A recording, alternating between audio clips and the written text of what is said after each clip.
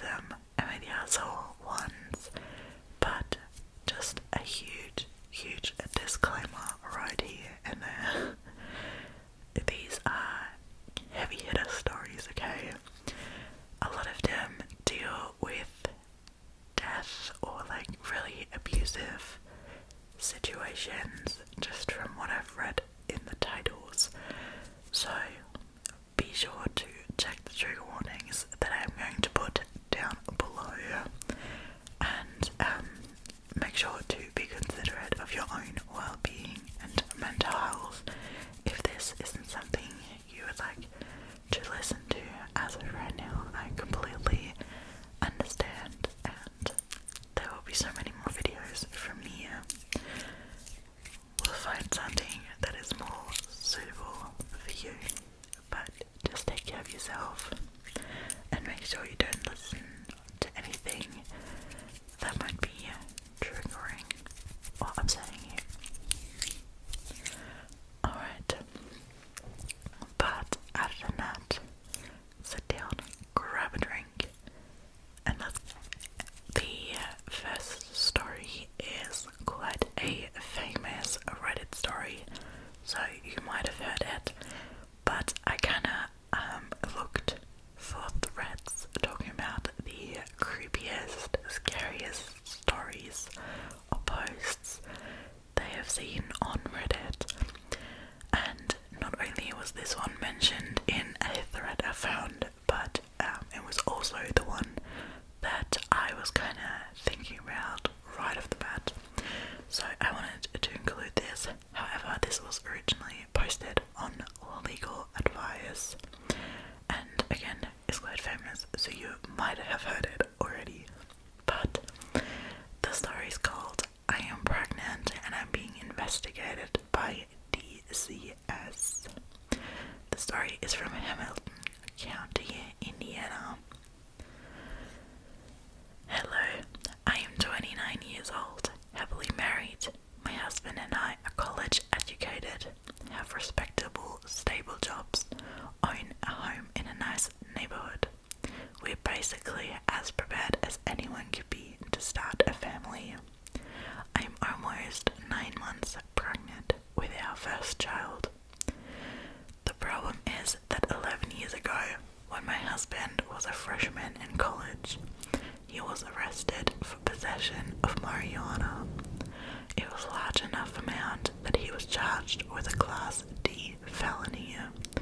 Our jurisdiction is very harsh regarding marijuana, but no intent to deal. He pleaded guilty and did his time in probation without a problem, passing every drug test along the way. He has not touched marijuana or any other illegal substance since, and we rarely even drink, and haven't at all in over a year. I have no criminal record and have never done drugs myself. It was a stupid mistake he made as a foolish 18-year-old, and he's worked hard to put it behind him. Someone has apparently contacted child services in our area and informed them that we are drug users. This accusation is being taken very seriously because of my husband's record. We have been as cooperative as we could be with our caseworker. We've been interviewed, our homes have been examined, and she found nothing remotely suspicious or incriminating. We've both taken drug tests and passed. Our caseworker says that everything looks just fine so far. Unfortunately, she also says that there's still the possibility that our child could be taken from us in the labour and delivery ward, and that we won't be allowed to take her home. I was devastated and mortified to hear that. When I asked why, she said it was not up to her and we'll have to wait and see, which made absolutely no sense to me. What gives? I feel like there's something she isn't telling me, but I have no experience with DCS and I'm not aware of anything we could have possibly done wrong. I know they'll have to test my daughter for drugs once she's born, but she has not been exposed to drugs. Nothing more than prenatal vitamins, not even Tylenol, and I already proved that by passing a drug test. I am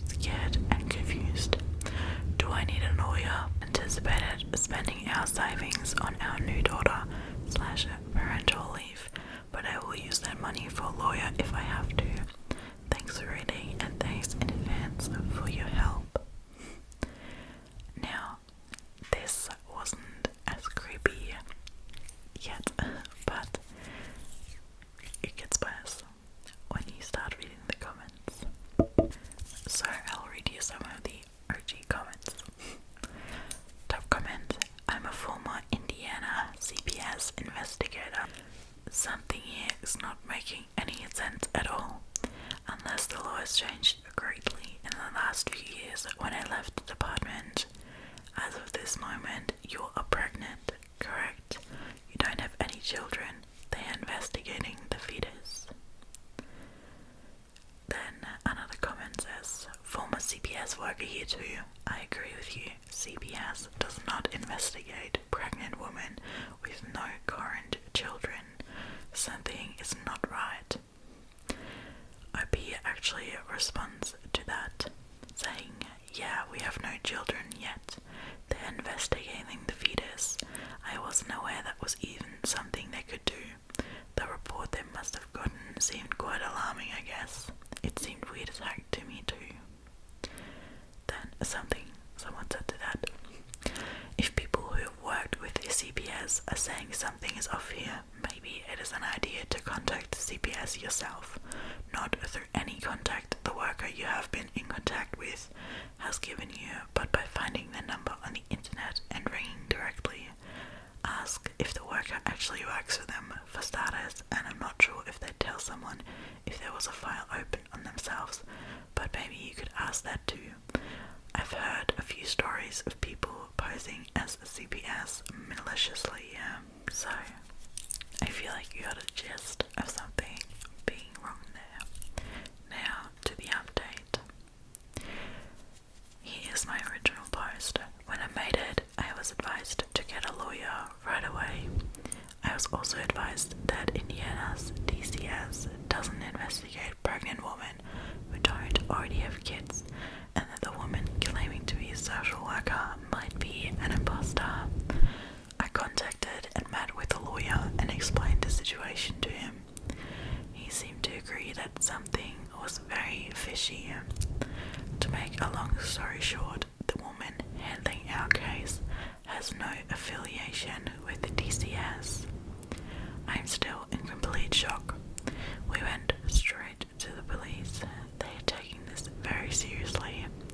I can't give a lot of detail because it's an ongoing investigation, but she seems to have been a very skilled, very well-researched liar. I never would have known anything was amiss without the advice of this subreddit and the intervention of my attorney. I feel like a complete idiot, but the instinct to cooperate unquestioningly when faced with an intimidating authority figure is strong. We haven't had the baby yet. We're staying at a trusted family's home until the baby's born. My OB and the hospital will be delivering and have already been informed of the situation and will be taking the appropriate security measures. I am still freaking out, but we're taking every precaution for the safety of my child, and hopefully everything will turn out okay. Thanks again, everybody. Truly.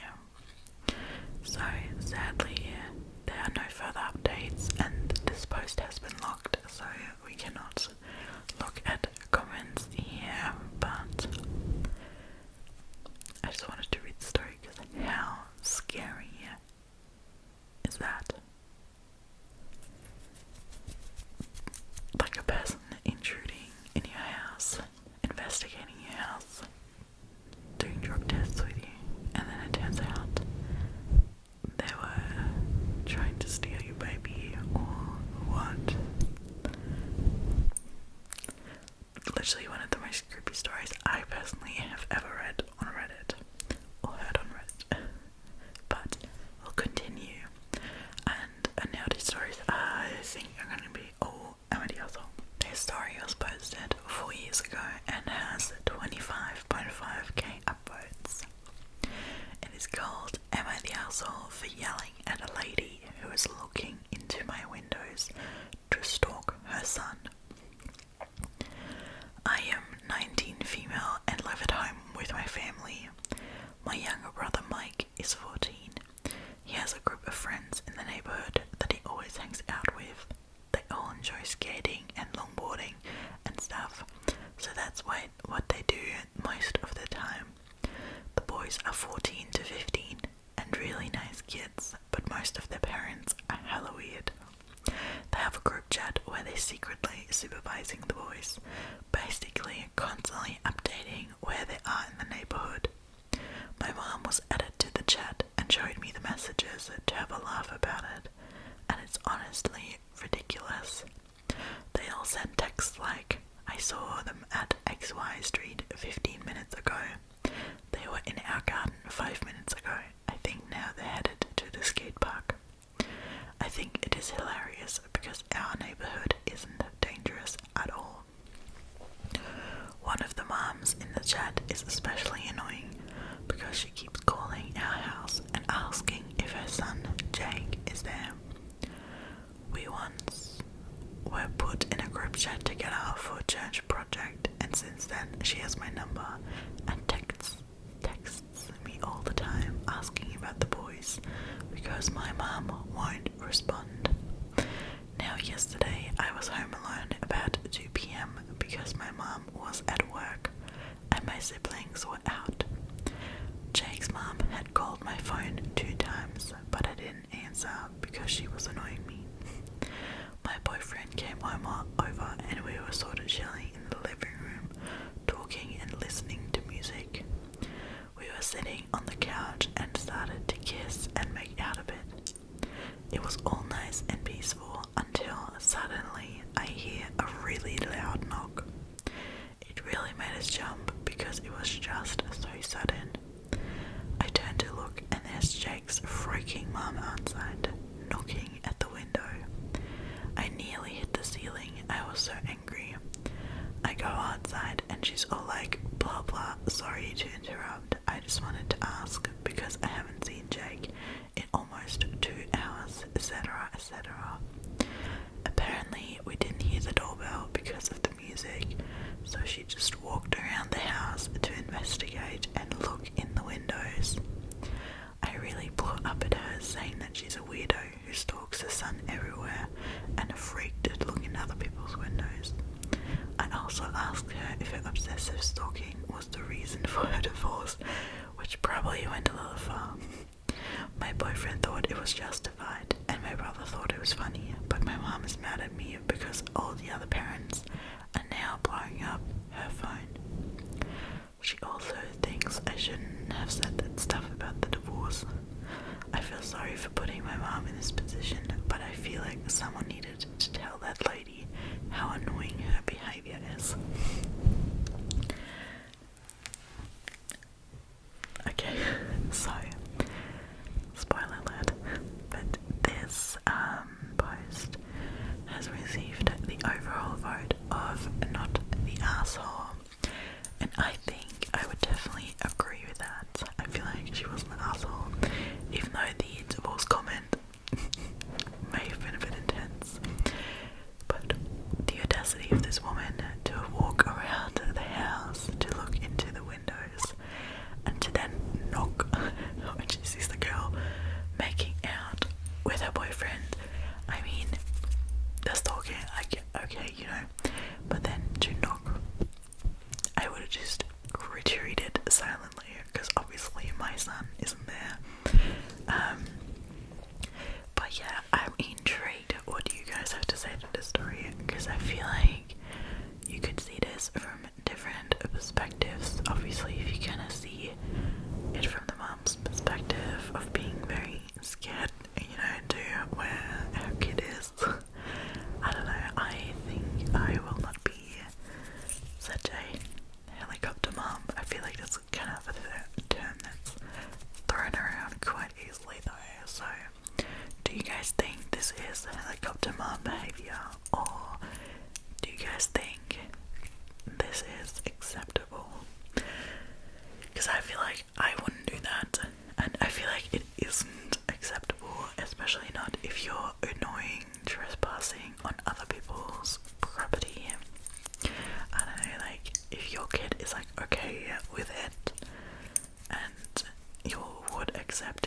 boundaries. If he ever says something against it, then maybe you do you, even though it is very excessive, especially in WhatsApp group. But please don't go into other people's houses. That reminds me of when I was young and I was home alone. And when I was quite young, I had an incident with, I don't know if I was being stalked, like, I don't know, like, okay, let's go off the rails a bit here and I'll tell you my private story here. But when I was really young, I was probably 11 or 12, I came back from school and my school bus didn't go very far from where I lived. It was just like 2 streets down or something. So I used to usually walk home alone, especially because I was quite old already at that point.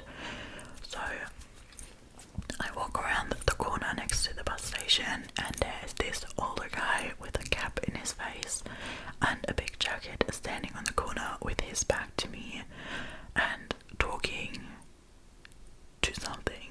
So kind of at first glance he also had his hand up. It seemed like he was talking into a phone.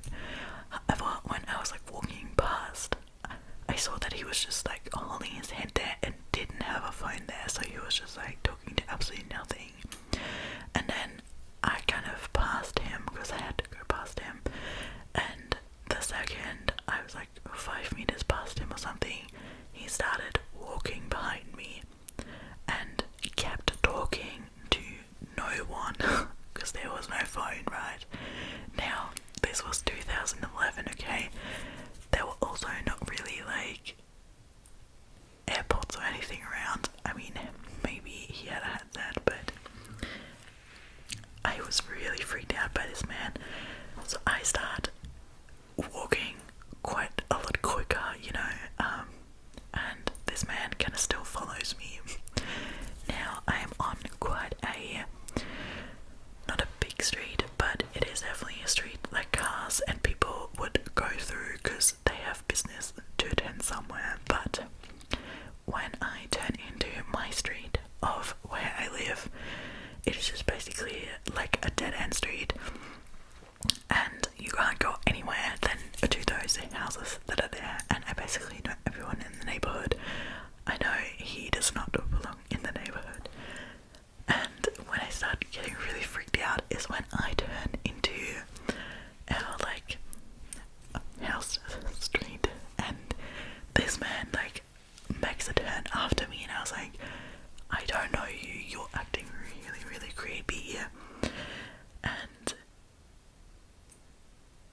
where are you going? Like, you're not going anywhere. But so you have to imagine our street or our living space like a backwards E. So it is one long street and then 3 small streets going off that each have like rows of houses on it, okay? But there's like 5 or 6 houses every row. And I literally know everyone who lives there, because it was a new build place, so basically everyone who moved there at the same time and had kids at the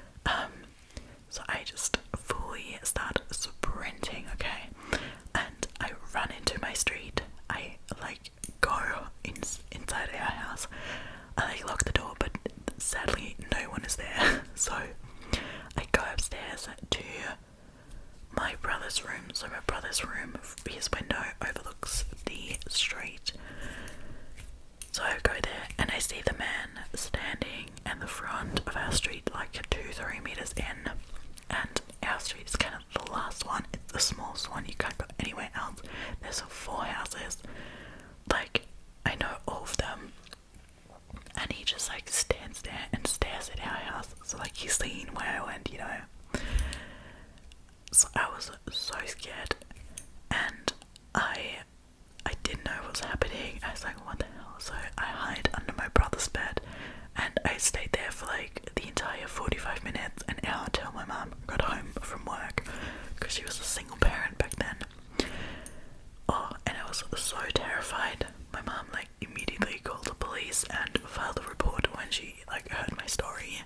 And funnily enough, this still creeps me out to this day, because our neighbour who lives at the corner is one of my mum's best friends, and she said she saw me run back from school. Like she remembers seeing me running, but she never saw any men. But I'm like 100% sure, like I saw someone, there was someone, because I wouldn't have freaked out over nothing, you know. But yeah, I don't know if I got stalked or followed by a random ghost, but to this day, a very creepy story that happened in my life. And there's kind of like a follow-up story to that kind of goes me out still. But what I was going to say, so I grew up being kind of, what do I mean grew up? But after that, I was kind of scared of people. And our area, again, is kind of like, used to be at least, the kind of only new build family house area in my village. It's not a city, it's tiny, okay? So if you would have at all got familiar with our village, you would know this is kind of like a new build area, families, you know, good jobs, usually some money to get. Yeah, so we had a couple like burglary attempts in the area as well, like in that E-form in one of those streets, like literally my neighbour and stuff. So there was some creepy stuff going on, okay, like, oh, I have so many stories to tell about my parents' house, like so many creepy stories. Anyway, so I used to be quite scared of answering the door, and I just wouldn't when I was home alone. So a mailman came once and tried to deliver like a parcel or something, and we have a drop-off location which is literally right next to our front door. Like they can drop it off there, they know they can. It's like signed and you can see it. Anyway, he just like kept ringing, and I don't know if he knew I was home, because how would he have seen that I was home, you know? But I can then like hear him walking around the house, and now my parents, the entire back wall of our house is like completely glassed, so like our kitchen and our whole living room is just an entire glass wall. It's all open concept. So I was like, shit, I need to hide, you know. But the problem with that glass concept is that you see it like almost in every single room. So I was like, shit, you know, and I was like hiding in the bathroom, downstairs, in the downstairs bathroom, like trying to like see, but I can just see his shadow like walking past and stuff, and I was so freaked out. And the thing is, if you knew I was there, I was tiny, okay, I was again 11, 13, between 11 and 13. Why would you make the conscious decision to walk around the house and scare a child off their fucking tits? And the weirdest thing was, he never left the parcel, and my parents never ordered anything. So to this day, I don't know what that man wanted, but he didn't have a parcel for us.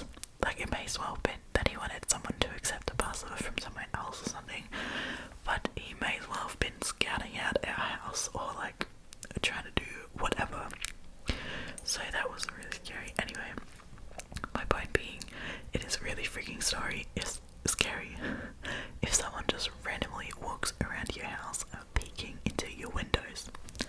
Just don't do that. No. What if she is having sex on this couch, you know?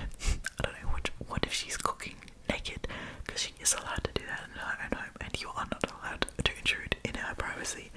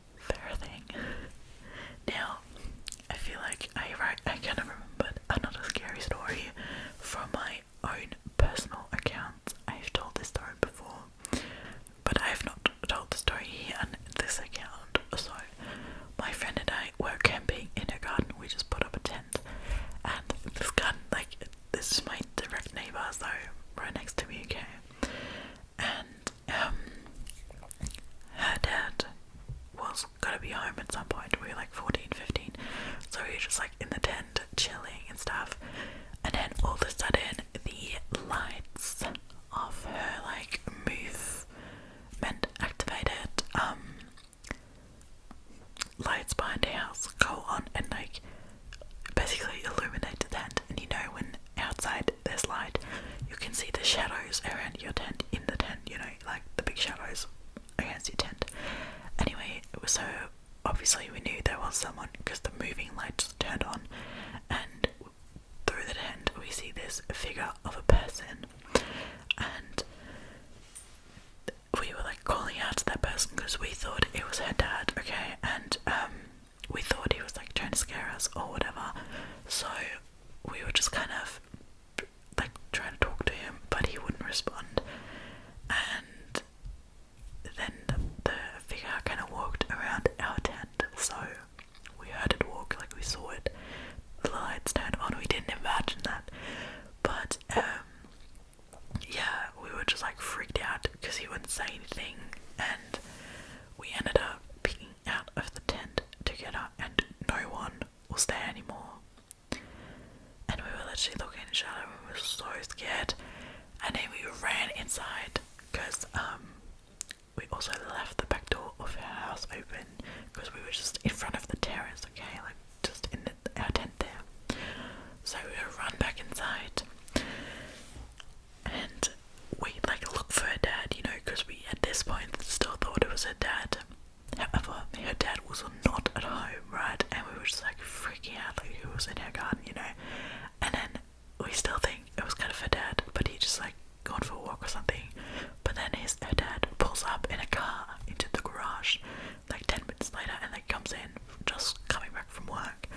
And we asked him if it was him, and he was like, no, like honestly, I swear it was me and stuff. Yeah, I have no idea to this day what happened on these numerous occasions. So scary. So scary.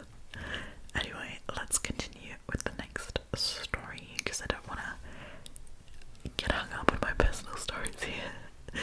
After all, this is an Am I the Asshole podcast. Okay, so let's continue.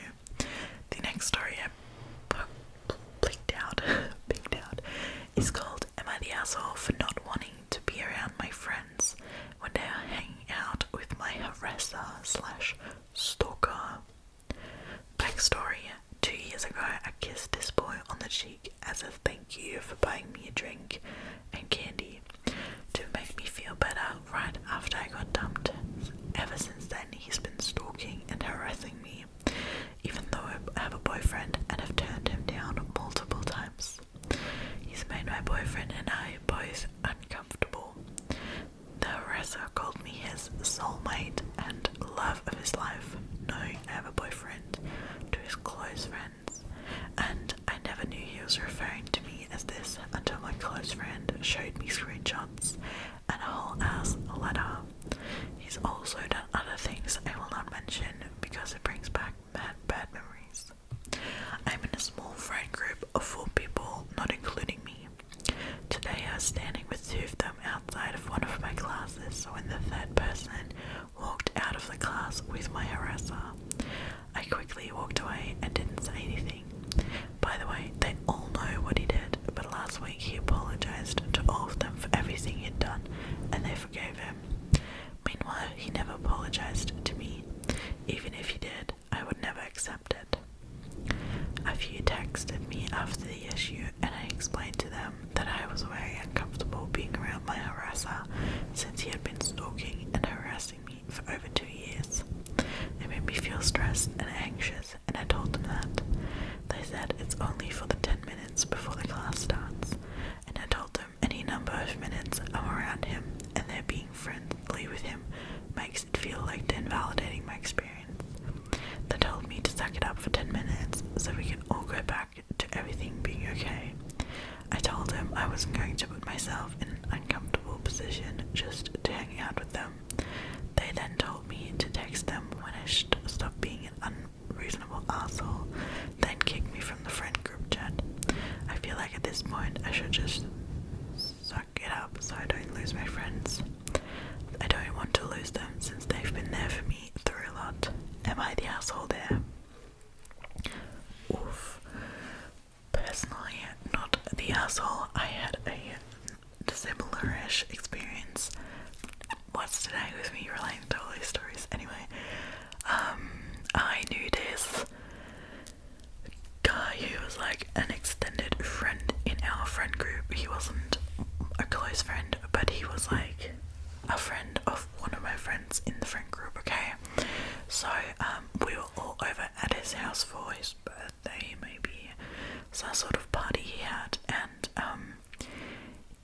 I don't remember what it was. I think it was like an animal held in like an aquarium or like terrarium, you know, that he wanted to show me upstairs in his room. So I'm being very naive, right? But I know this guy, right? It's not that I don't know him.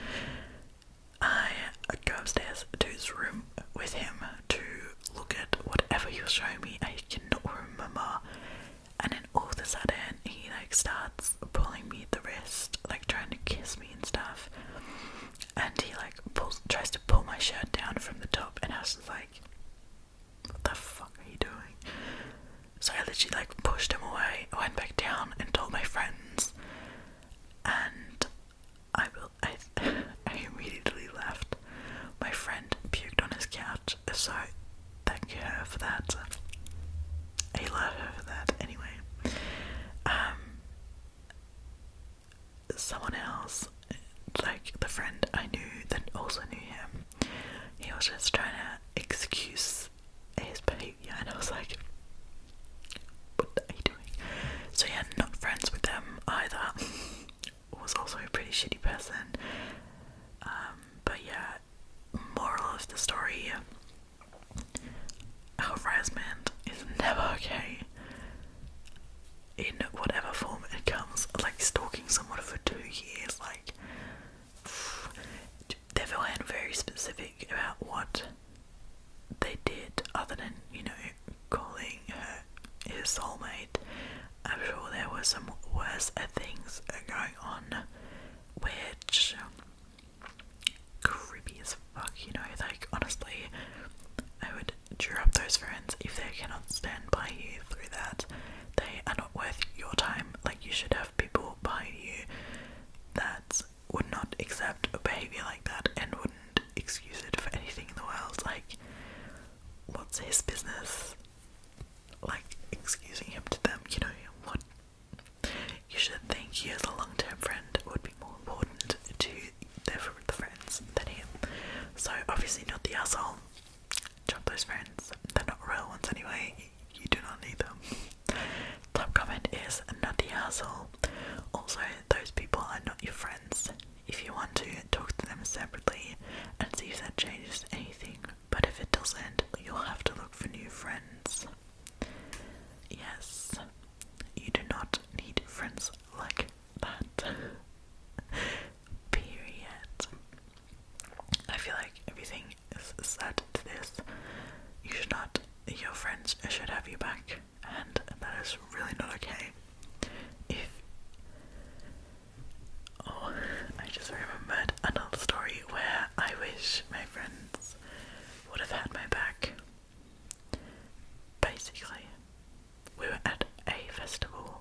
I was with 2 friends, and we were in like a bigger tent, having a drink. And there's a security guard. Like, the security guards would walk through the rows of tents. If you've been to a festival, you know what I'm talking about. And it was quite a young security guard. And at some point of them walking past, he like noticed me, you know, and he was like friendly. He was like talking to us. And obviously this was a festival. We were all a bit chatty, a bit drunk, you know. I feel like I was drinking age. It's a festival after all. And yeah, at night when he was done with work, for some reason he like came back to our tent to talk to me, but we were sitting opposite from our tent in like a big tent with other people. Yeah, so he's like talking to me, and I thought he was quite nice at the beginning, you know, but then he really tried to like push kissing me and stuff, and I just like didn't want to. just a random security guard. I don't even know your name. So I was like, you know, back the fuck off. But my friend, and I asked my friend for help, and she just looks at me and goes like, well, if you behave like a slut, then don't be surprised. And I was just like, the shock. I think about this sentence so often in my life, because that was so random. Like, I did not expect that from her. Funnily enough, guys, that is the same friend I was at a tent with. We like childhood friends, long-term friends. And I asked her for help, right? And I was literally like, are you serious? So I go back to our tent. I was like, oh, I need something from the tent because I just wanted to get away, right? And then this man comes after me into this tent, and our other friend was there at the time in the tent. We were there with him, and I was just literally like, please help me, you know, like, get this man off of me. And he was just like trying to leave, you know, and I literally thought, like, this is it, like, this is where I'm going to get raped. Like, my entire life just like flashed before me, you know. I was literally like, if my friend leaves this tent and leaves me alone with this guy, like, I am going to get raped, like, I'm done. And I can't exactly remember what I did, but I think I just like ran out with him because he was leaving. He was not helping me. I just like ran out with him, and then I like just ran off, and I went to the shower area, because usually at festivals you don't have a shower area, but that one had a shower area. You had to get special wristlets for it. You had to pay like 30 euros for flight or something. So I went there, and I basically just stayed there. I was like calling my mom, I was like calling another friend that I knew was like in the area, but we were like 4 hours away from home for that festival. It was like 2 a.m. and that no one could like get me or anything, so I had to stay there. I had to sleep there with these two people. Yeah, not my favorite moment in my life, to be fair. I was really dead scared, and it's probably one of the biggest betrayals if you try and ask your friends for help and they just completely ignore you. So I definitely can feel how this girl is feeling. It is very, very shitty of your friends to not help you in those situations. So please, if your friend ever asks you for a favour like that, even if you think the situation isn't as bad, or like it didn't seem as bad to you, if your friend is asking for help or like saying something like that to you, please help them. You know, these situations are always so uncomfortable, and I still talk to my girlfriend just because we have such a long history and she lives right next to me. But I don't go anywhere alone with her, and I am very aware of not really trusting her. Like, hanging out with her is a bit too much, you know. I see her twice a year when I'm home visiting my parents. But yeah, if you wanted to hear my entire life story, this happened I was 18, just 18 at that point, and this happened around the time of where I've had a lot of other things going on. For example, it's quite a big video on my main channel, which is just Freya ASMR if you've never been there. But at exactly the same time overlapping, one of my best friends pretended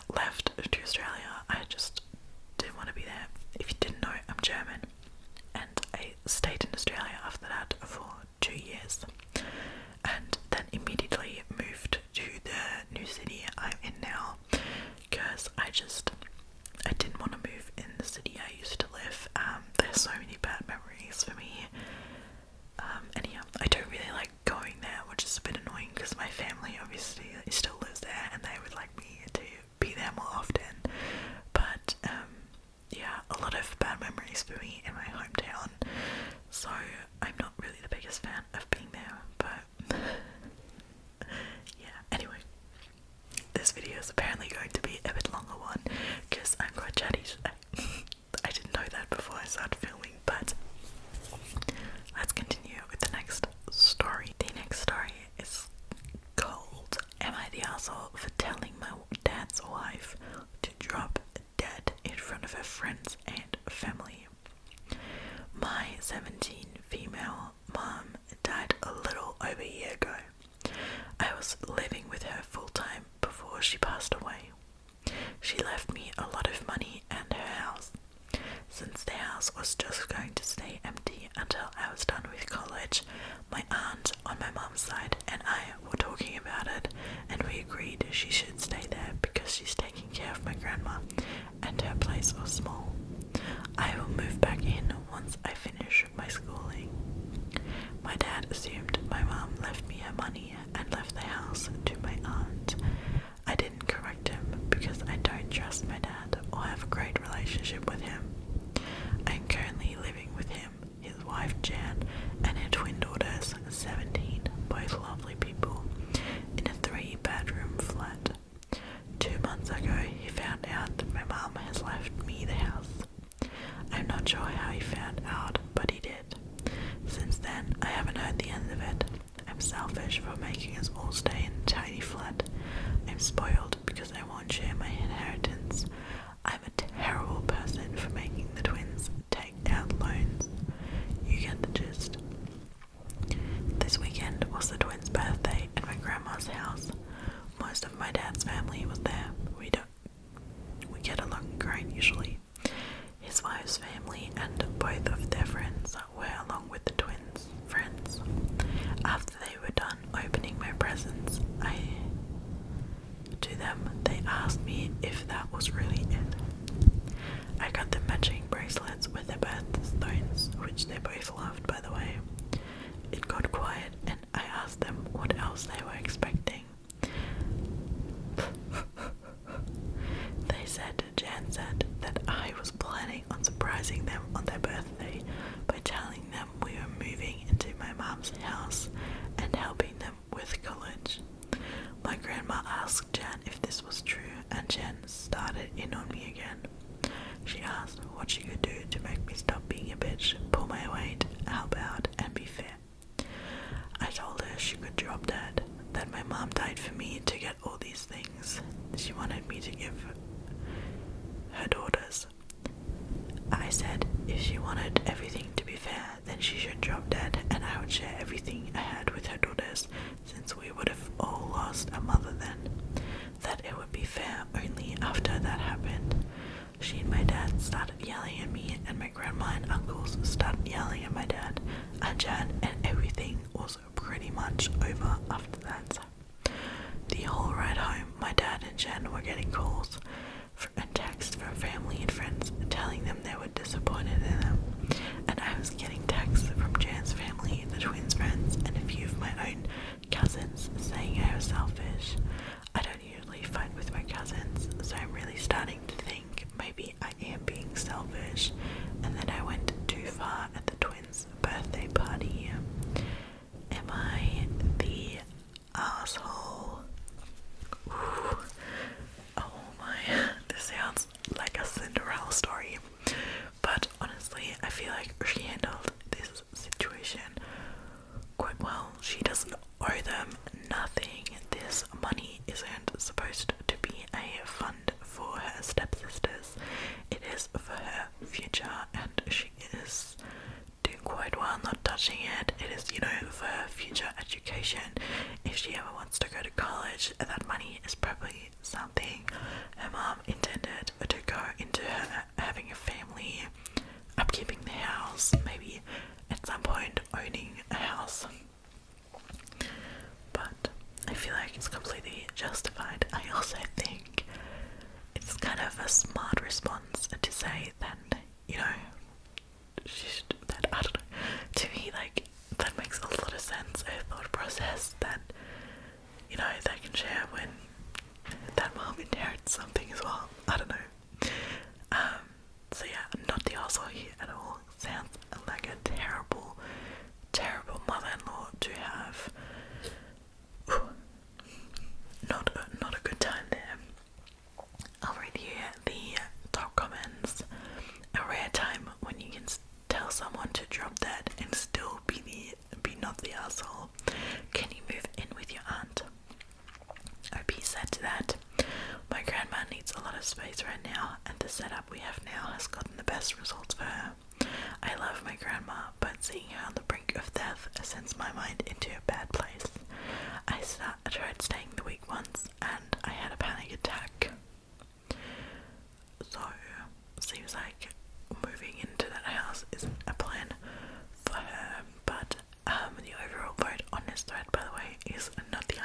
feel like we can all agree on that. So there is actually a tiny update, so I'll read you that. Thank you guys so much for the support. When everyone who usually backs you up says you're an asshole, it is hard to believe you're not. But as some of you have guessed, my cousins heard the word inheritance and got greedy, and that's why they sided with them. I was getting texts asking for money from them a few days past. I am moving in with my grandma on my dad's side. She picked me up this morning and we've been moving my stuff instead of going to school today. The twins talked to their friends and they've texted their apologies. Although I am not going to pay for their whole college experience, I think I'm going to help them buy books and with on-campus living. They've really had my back on this and that is amazing. I'm going to NC with my dad. I'm going to contact with my dad. He chose her over me and I don't see that changing anytime soon. Now, giving the twins money, debatable, but you do you. It's nice if she shares the compassion here, but yeah, I feel like the dad and the stepmom, they are for the bin. Not good people, and obviously she is not the asshole here.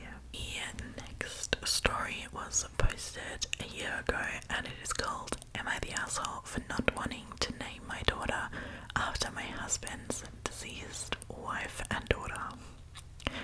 My husband, John, 32 male, and I, 30 female, got married 2 years ago. I am John's second wife. His first wife, Isabel, died 9 years ago in a car accident driving to an appointment. At the time, she was 7 months pregnant with a baby girl who they planned to name Rose. Rose also passed in the accident. John wasn't in the accident, but he blamed himself for the deaths since he was working and couldn't get time off to drive Isabel. Obviously, this was very traumatic, and he had to go to therapy for a long time to recover. He still talks about Isabel sometimes and has pictures of her in the house. 5 months ago, I found out I was pregnant. It wasn't planned, but John and I were still extremely happy. A few days ago, I went to the ultrasound appointment and it was revealed we were having a girl. For the past few days, we've been throwing baby name suggestions around. However, he came to me this morning and said he finally knew what our daughter's name would be. Isabel as a first name and Rose as the middle name. I was taken aback for obvious reasons and then asked him why. He looked at me weird and said that it was to honor his late wife and daughter. This was surprising to me since we've talked about having kids before, and he's never mentioned wanting to name our kids after Isabel or Rose. I told him I wasn't comfortable naming our child Isabel Rose, since it would feel like we were trying to replace them. He kept trying to convince me and said that it would be like his late family could live again through our daughter, but I just want our daughter to be her own person and to not feel like she's growing up in the shadow of two deceased people. John got mad and accused me of trying to force him to act like Isabel and Rose never existed. I said that it wasn't true and that we would still talk about them and remember them with our daughter. But he said the best way to remember them would be to name our daughter after them.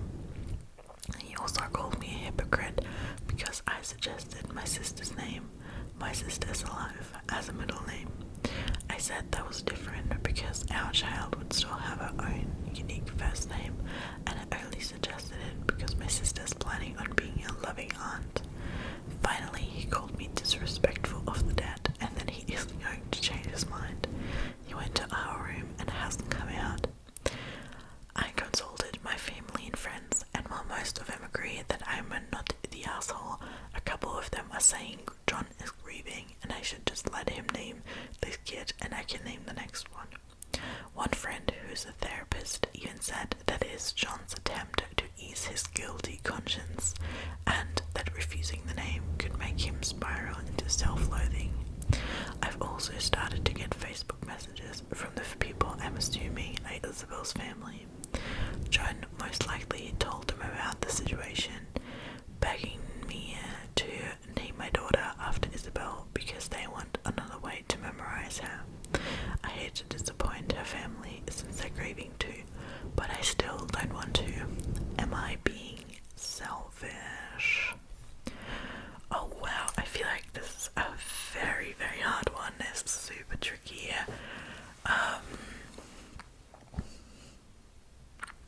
What do you guys think? I think she's not the asshole. I think there is some compassion to be had for John, because he's very obviously still grieving, and probably, you know, the new beginning of having a new daughter, a new life in his family is maybe bring up some trauma of losing his potential daughter and his wife. However, I think they should name their kid that. First of all, it does feel like a replacement. It does also feel like putting a lot of pressure on a child to be exactly like the dead people she is replacing in a weird way.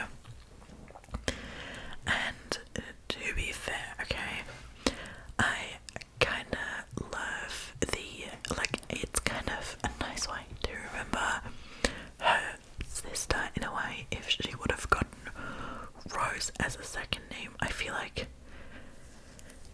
that would have been relatable. I feel like that could have been a cute little thing to do, naming her like Margaret Rose or whatever, you know, like giving her Rose as the second name, because that could have honestly been a cute little anecdote to someone she's actually by blood related to.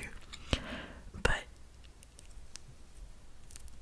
isn't it a bit creepy to give your daughter the name of your dead ex-wife? Like, I don't know, like, correct me if you think I'm wrong here, but I just feel like that's weird.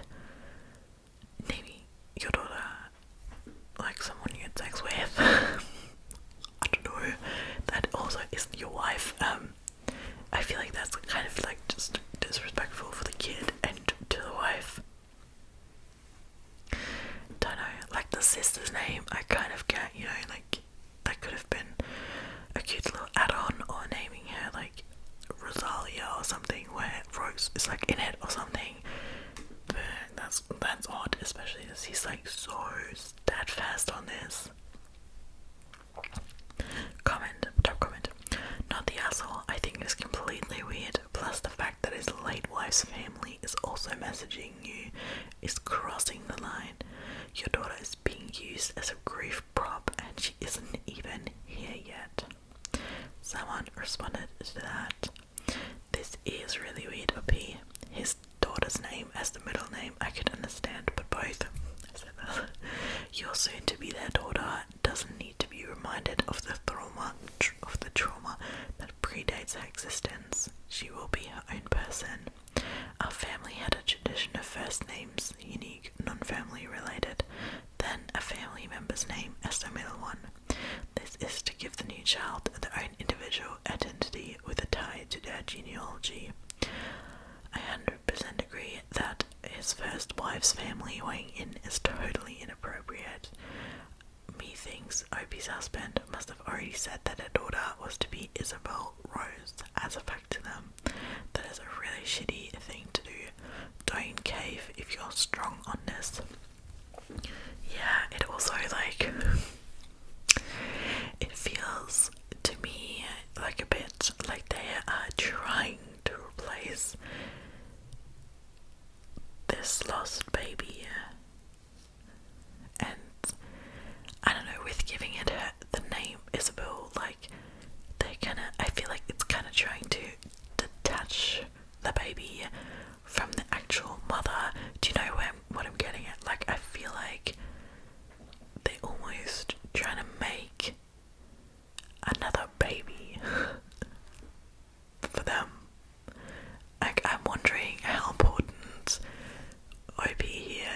actually to them, and how, you know, or if she's just being a surrogate for Isabel Rose. Someone said, your child is a daughter. Your daughter's a child, not a memorial to the dead. Yeah. Someone said, in quotes, he kept trying to convince me and said that it would be like his late family could live again through our daughter. This Freddie is very unsettling, not the asshole. Yup, unsettling, also very unhealthy from a psychological perspective, like very creepy as of my opinion.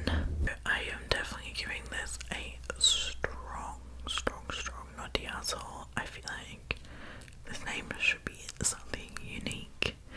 It should be something special to the child and the mom and the dad, but he's also just completely disrespecting her wishes, or, you know, what would be actually good for his child. So, no, I don't love this. Not the vibe. But anyway, you guys, this is the story I'm going to be finishing on for today, because I am quite sick still.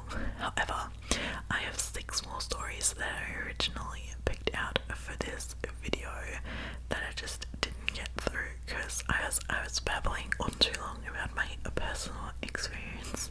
So I think what I'm going to do, I am going to hold on to these last 6 stories, and we're going to read them for next week's video. So part 2 to this will be coming next week. As a little spoiler, one of the stories that was really high on the thread of one of the most creepy stories ever posted on Reddit will still be in here. So we're doing a little after Halloween spook and we'll read those last few stories. I hope that is okay with everyone. So thank you guys so much for listening. I see all your sweet little comments and they mean so much to me. I'm honestly so happy a lot of you are enjoying these videos and love them as much as I do. I love making these videos, so thank you so much for being here and for having fun with me every other Sunday. Yeah, thank you again for being my friends and for doing this with me. I couldn't be more grateful for all of you. But I wish you a lovely Halloween. Tell me what you're dressing up as, if you are actually dressing up.